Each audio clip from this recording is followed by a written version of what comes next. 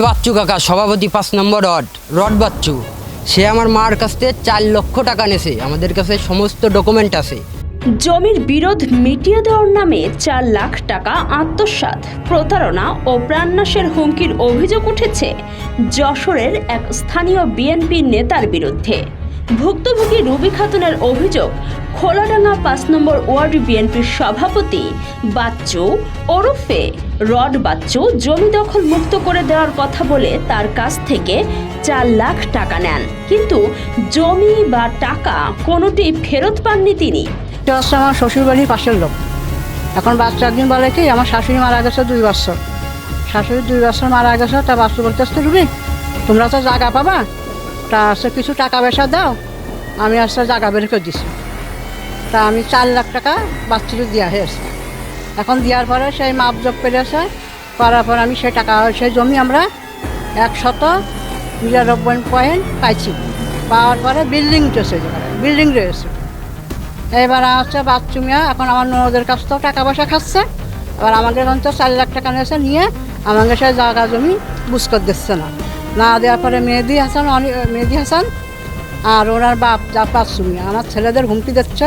উল্টো টাকা ফেরত চাওয়ায় গত 23শে মে রুবি খাতুনকে খুন, জখম ও মিথ্যা মামলার হুমকি দেওয়া হয় বলে থানায় লিখিত অভিযোগ করেন ওই নারী। যে তোমার ছেলেকে মার্ডার করে দেবো, মেরে ফেলবো, জায়গা দখল দেবো না, কৃষির জায়গা পাবা। তবে ঘটনা এখানেই শেষ নয়।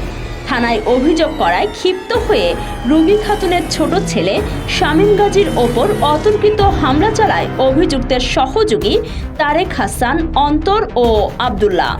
আমরা এই টাকাটার উদ্ধারে আমার বাপ দাদার জমি আমাদের দখল করে দেবে, কিন্তু সে মাপামাপির পরেও এখনও সেটা কিছুই বলিনি। আমরা বলতে গেলে এখন অনেক বিএনপির মস্তানরা আমাদের হুমকি দিচ্ছে, প্লাস তার ছেলে আর যে আমার বাপ দাদার আমার সম্পর্কে ভাই হয় তারেক হাসান, অন্তর, সে অনেক মস্তান দিয়ে এই পর্যন্ত আমরা ধরার চেষ্টা করতেছে। এইমাত্র আমারে অন্তর, তারেক হাসান অন্তর পিতা জাফর, এইমাত্র আমার ধরতে পারিনি। যে আমার দেখেন এইমাত্র কাহিনীটা।